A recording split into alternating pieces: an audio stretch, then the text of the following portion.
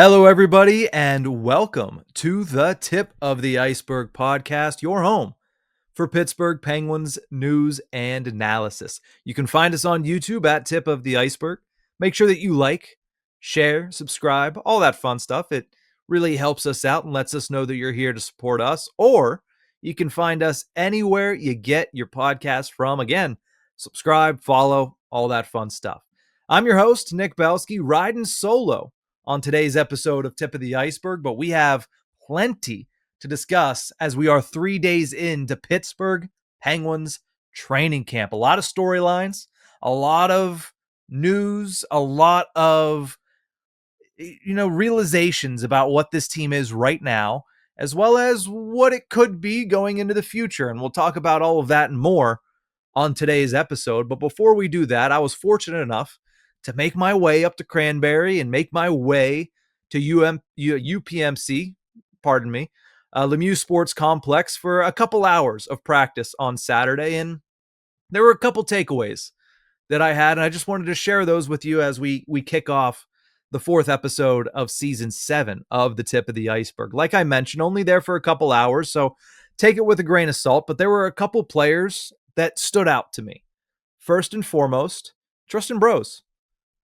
Kid did not have a shot attempt that he didn't absolutely love on Saturday afternoon. He was wiring shots left and right. He was picking corners as well. And it almost felt as if the coaches had told him, hey, there's an opportunity in front of you.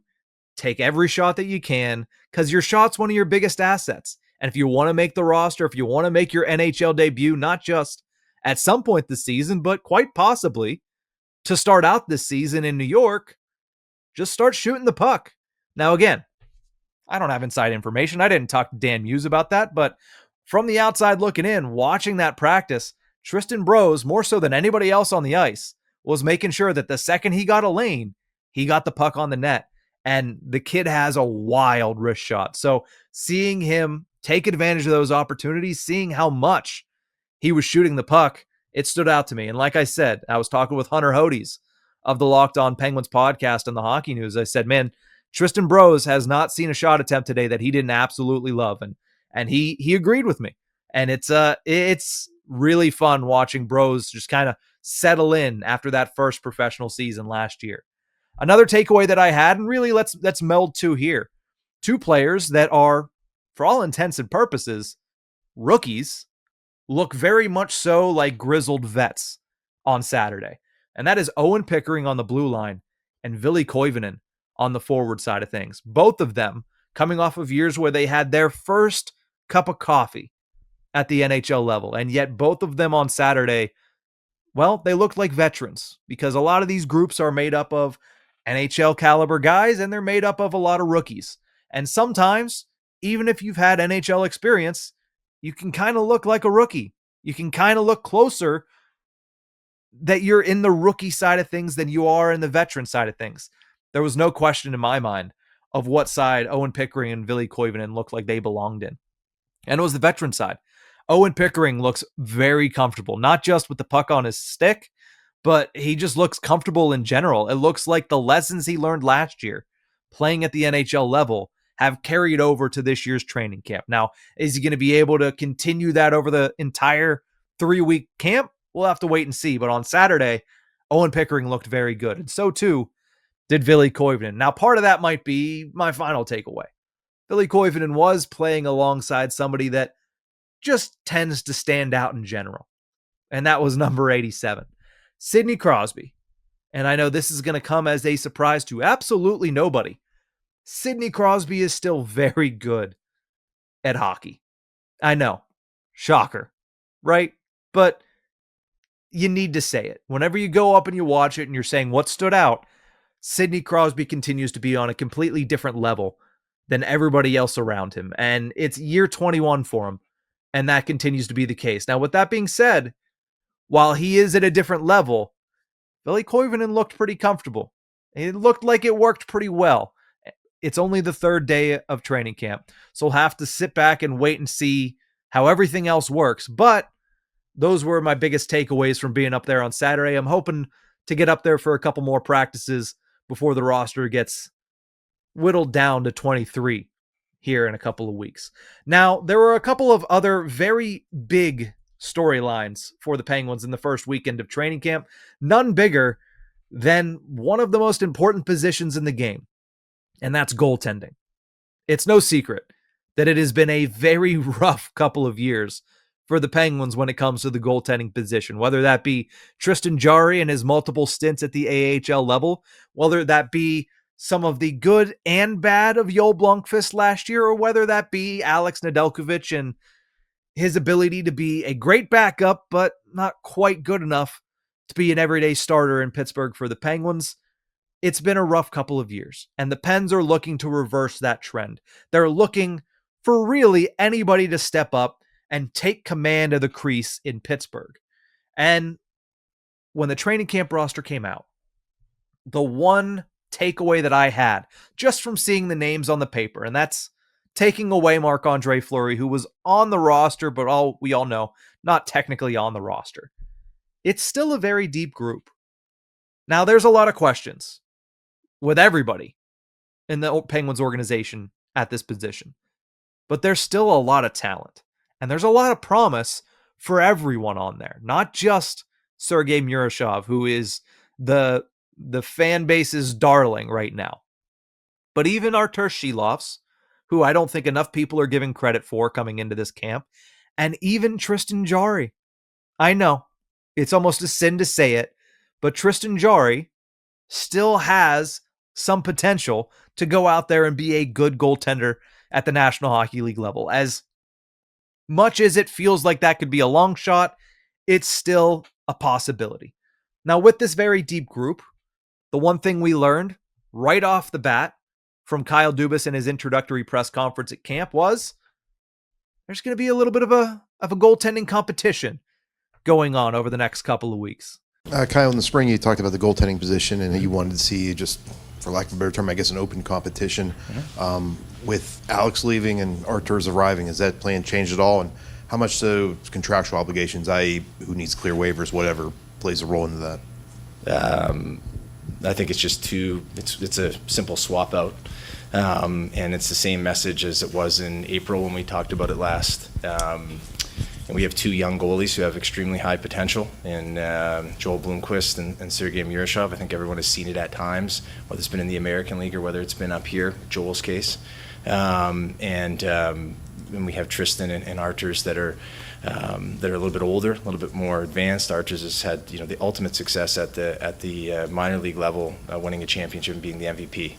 So, but all that said, they'll start competing here today, and the best two goalies, that the way that they perform in camp and we deem is best for their development, but notably the way that they perform in camp and preseason will determine who the two goalies are that start with the Penguins. Their contract situations, none of that matters. Now, if he would have just said that exact quote without that last sentence, it would have been easily forgotten. Yeah, of course, they're holding a competition. Everybody likes to say they're holding a competition, but that last sentence to me says we're not afraid to send Tristan Jarry back to the AHL for a third time in the past 2 years. Now, is that what's best for the Penguins? If Tristan Jarry is bad enough to where it warrants sending him back, yeah, I guess it could be. But I think even with this being a competition between four goaltenders for two spots, I think there is a very clear best case scenario for the Penguins. And that scenario is that Tristan Jarry not only wins the starting job, but wins it running away. They need Tristan Jarry, for this season especially, to establish himself as the best goaltender in the organization right now. I understand there's a lot of excitement surrounding Sergei Murashov, and I'm on the boat too. This kid is the future of the goaltending position for the Penguins organization.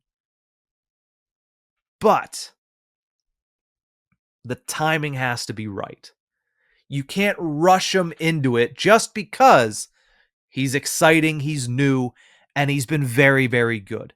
He needs to be put in positions to succeed. And right now, I don't think the NHL level, that NHL starting job, is a great position to succeed for a young goaltender who is yet to play a single second of NHL hockey.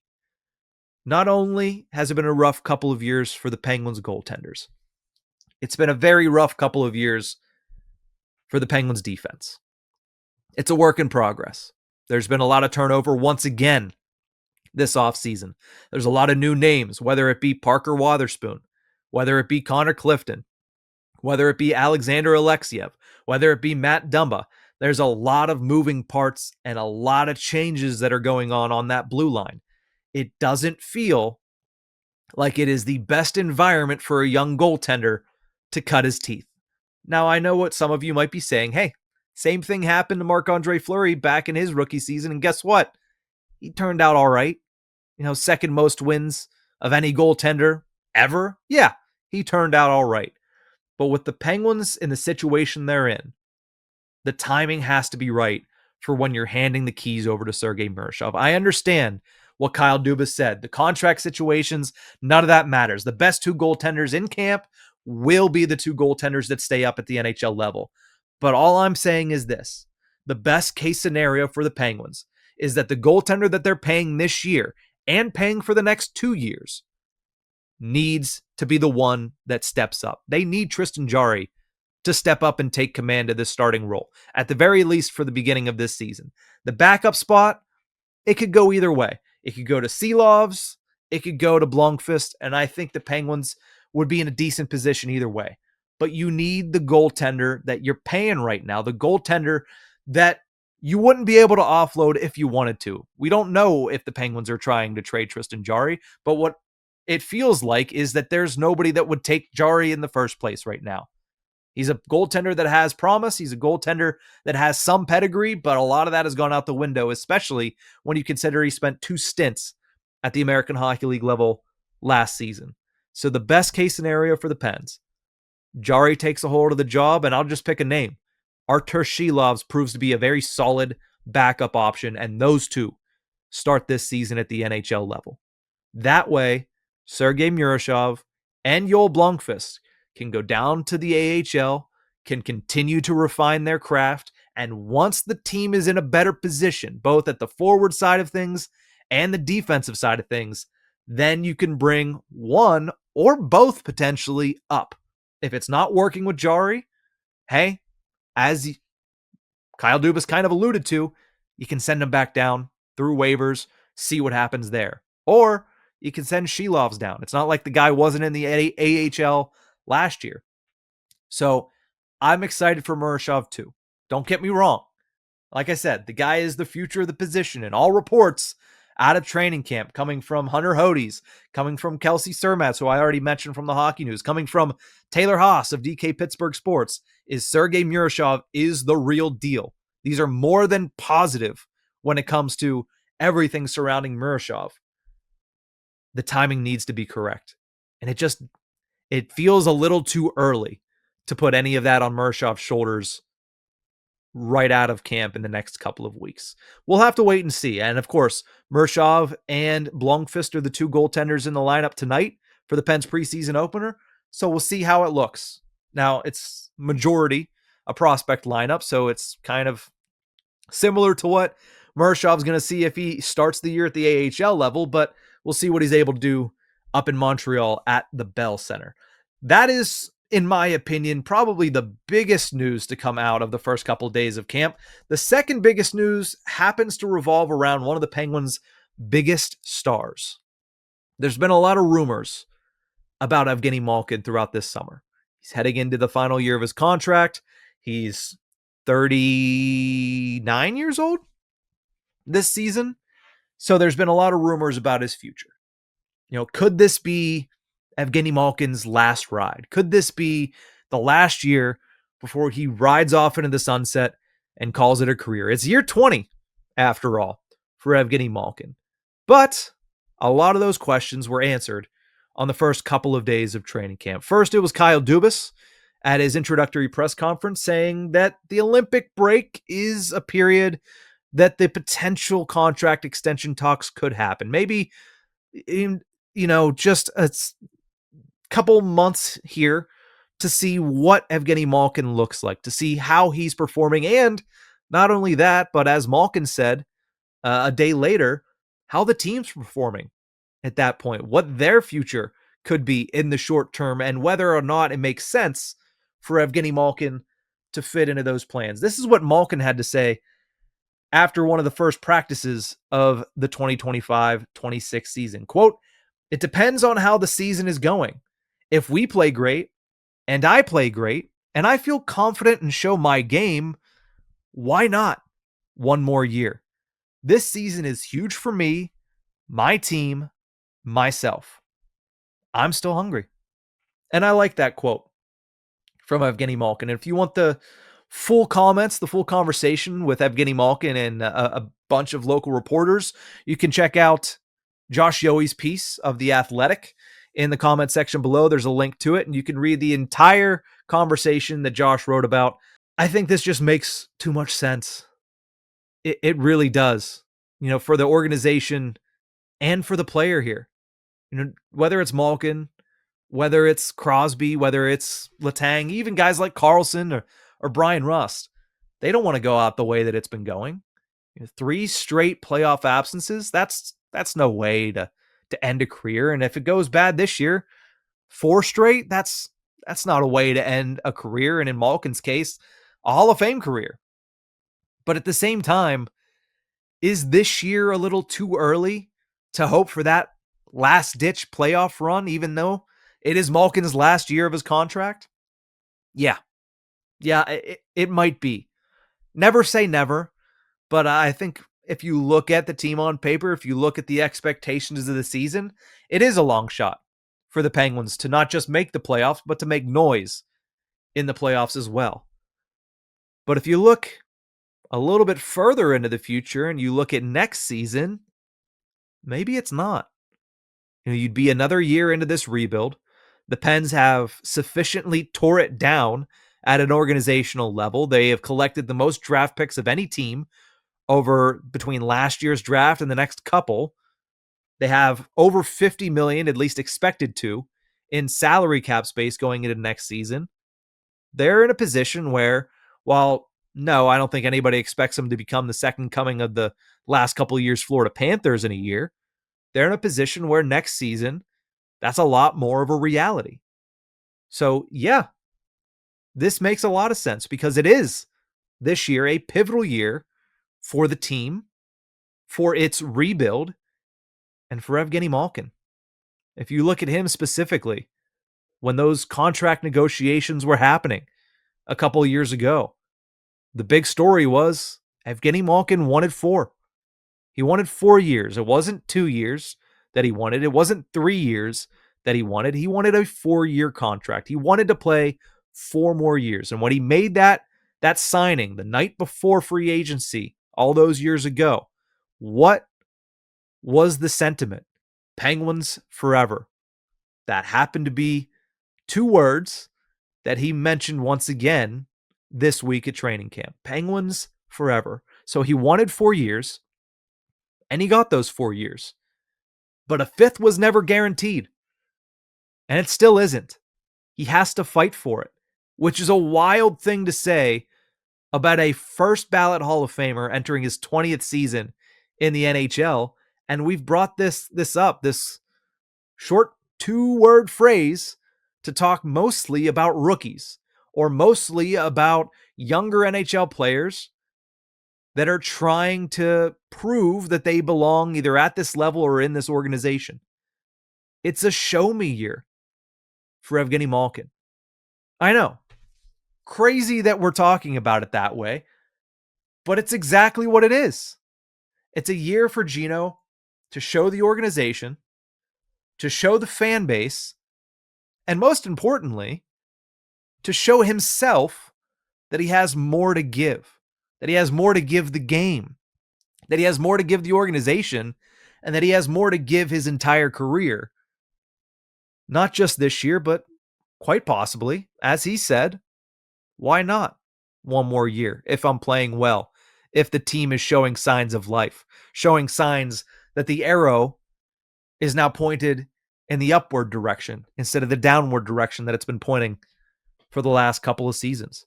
So I love this, especially because it puts Evgeni Malkin in a position that he's been in before, a position where there's a lot of people doubting him, a position where he has to fight with his back against the wall. And what has he done in his career almost every single time that he's been put into that position? He's come out swinging, and he's connected on a lot of those punches.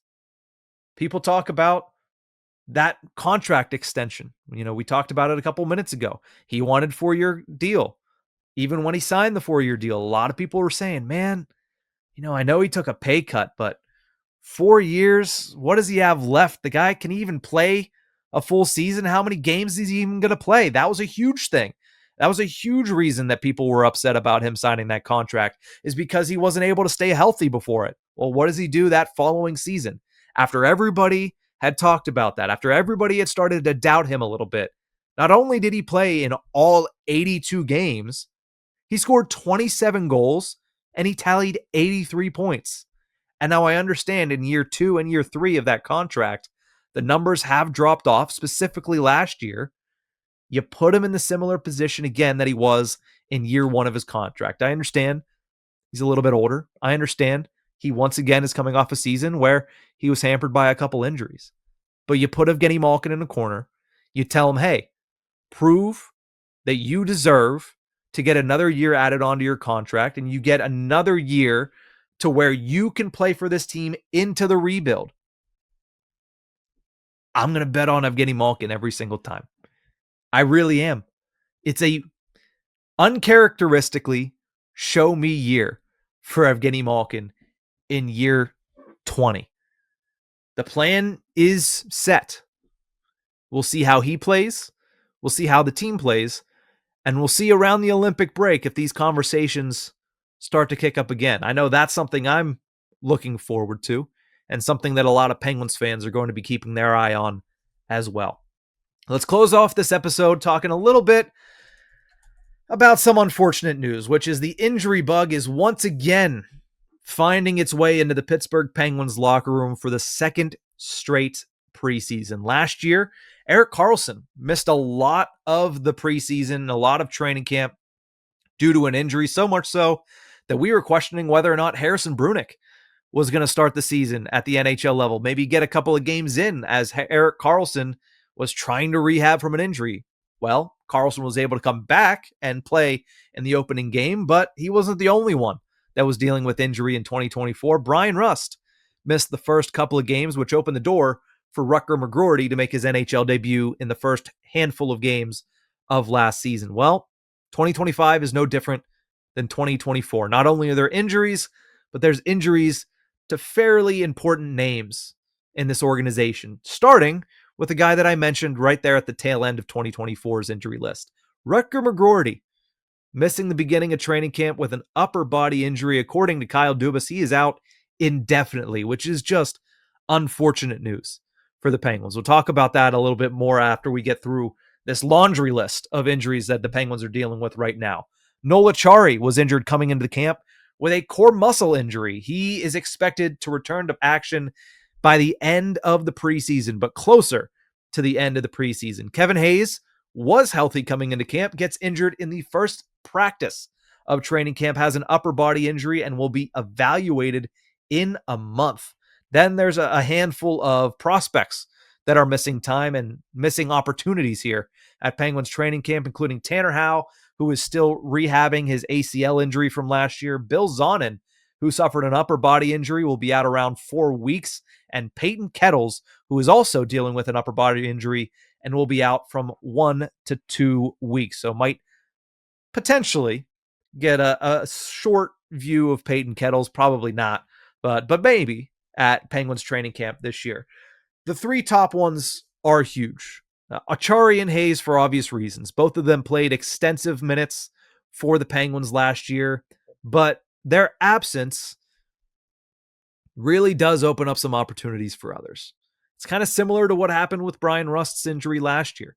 Rust goes down midway through the preseason. Rutger McGroarty plays well through the preseason, and all of a sudden Rutger McGroarty makes his NHL debut, and he makes the team out of camp. Which players are going to be able to take advantage of that this year? Is it Philip Hollander? Does that open the door for him to not just come back over to North America, but to get an opportunity right off the bat to play in the NHL? Does it open an opportunity for Tristan Brose, who we talked about a little bit earlier? Does Boko Imama crack the roster because of these injuries? Does Avery Hayes, who had a really good prospects challenge, does he build on top of that with a couple of good weeks in training camp and take a spot of one of Acciari or Kevin Hayes? Is it Puustinen? Is it maybe a PTO like Robbie Fabry? There's an opportunity here with these two going down due to injury, especially the Kevin Hayes injury, because it seems like being evaluated in a month means not only is he unlikely to be ready for the beginning of the regular season, but maybe even a couple of weeks into the regular season. So there's a lot to talk about when it comes to those two roster spots and who's going to be able to take over that. And then the other injury, of course, is Rutger McGroarty. And that one is highly disappointing because I think there's a lot of people that viewed McGroarty as one of the most exciting storylines to watch going into this season. He was very good in his short sample size late last season with the Penguins. Of course, he goes down due to an injury after blocking a shot on the penalty kill, and now he comes into camp with an upper body injury and he's out indefinitely. It's unfortunate news for the 21-year-old forward. It's something that, stings a little bit if you're a Penguins fan coming into this season, having one of the things you were most excited for be taken away. But I think you just need to be patient here. And it's an annoying thing to have to say. It's an annoying thing to have to do, probably for no one more than Rutger McGroarty himself. I mean, this is a guy that if you go back through his history, he's never really been injured. And then you have last year and you have this now. And it's unfortunate for him. It's unfortunate for the team. But once again, what is the silver lining here? It creates an opportunity, right? Creates an opportunity for one of those guys I might have mentioned already. In a Hollander, in a Brose, in a Hayes, in a Puustinen, maybe in a Robbie Fabry. Maybe he makes the team and reaches the potential and the pedigree that he was supposed to have coming out of the NHL draft. But I think the point stands that the Penguins just, I don't know what they need to do, but they need to get a little bit better luck when it comes to the injury bug, because it's already gotten to 6 of their players in the first 3 days of training camp. It got into 5 of them before training camp even began. So you obviously hope for the best and you hope for the health for the entire team, but hoping for the best for Rutger, Noel, Kevin, Tanner, Bill, and Peyton.